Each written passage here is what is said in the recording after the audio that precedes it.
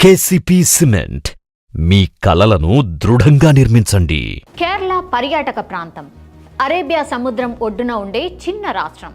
దక్షిణాదిలోనే అత్యధిక అక్షరాస్యత కలిగి ఉన్న రాష్ట్రం కూడా ఇదే. ఇక్కడ కమ్యూనిస్టు లేదా కాంగ్రెస్ పార్టీలు అధికారంలోకి వస్తూ ఉంటాయి.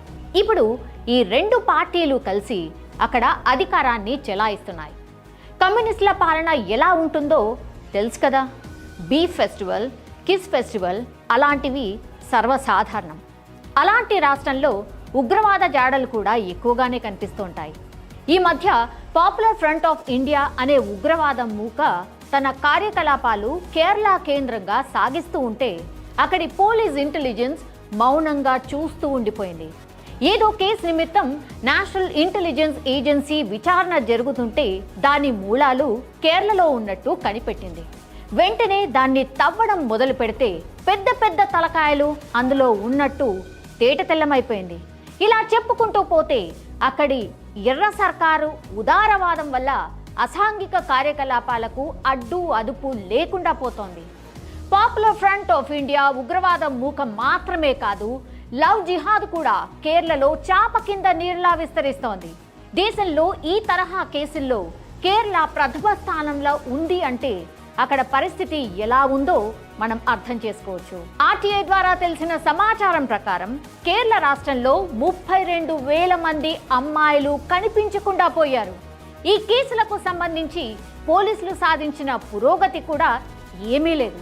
పైగా ఈ అదృశ్యమైన 32,000 మంది అమ్మాయిలు ఇస్లాం మతంలోకి మారిపోయారు. పైగా వారంతా దేశ వ్యతిరేక కుట్రల్లో భాగస్వాములయ్యారు. స్థూలంగా చెప్పాలంటే ఉగ్రవాదులుగా మారిపోయారు. హిందూ అమ్మాయిలను టార్గెట్ చేసుకుని వారిని ప్రేమ మత్తులోకి దింపి వారితో మతం మార్పిస్తూ ఉన్నారు. తర్వాత వారిని ఇతర దేశాలకు తరలించి అక్కడ ఉగ్రవాదంలో శిక్షణ ఇప్పించి భారత్ మీదే దాడికి ఉసిగొల్పుతున్నారు.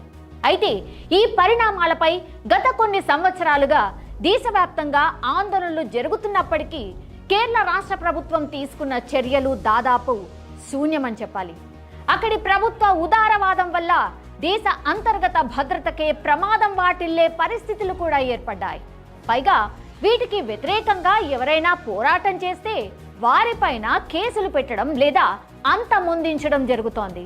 ఫలితంగా అక్కడ ఉగ్రవాదం పెచ్చిరిల్లిపోతోంది, పెరిగిపోతోంది అని చెప్పొచ్చు. ఇలాంటి ఘటనలపై గత 7 సంవత్సరాలుగా సిదిప్తో సేన్ అనే దర్శకుడు పరిశోధన కొనసాగిస్తూ ఉన్నాడు. రైట్ టు ఇన్ఫర్మేషన్ యాక్ట్ కింద ఎంతమంది అమ్మాయిలు అపహరణకు గురయ్యారో సమాచారం తీసుకుని మరి ఈ కేరళ ఫైల్స్ అనే సినిమాను రూపొందించాడు. అదా శర్మ, సిద్ధి ఇదాని, యోగిత వంటి వారు ఈ సినిమాలో ముఖ్య పాత్రల్లో కనిపించబోతున్నారు. కొంతమంది హిందూ, క్రైస్తవ అమ్మాయిలు చదువు, ఉద్యోగం కోసం కేరళ ప్రాంతంలోని మారుమూల గ్రామాల నుంచి నగరాలకు వస్తారు.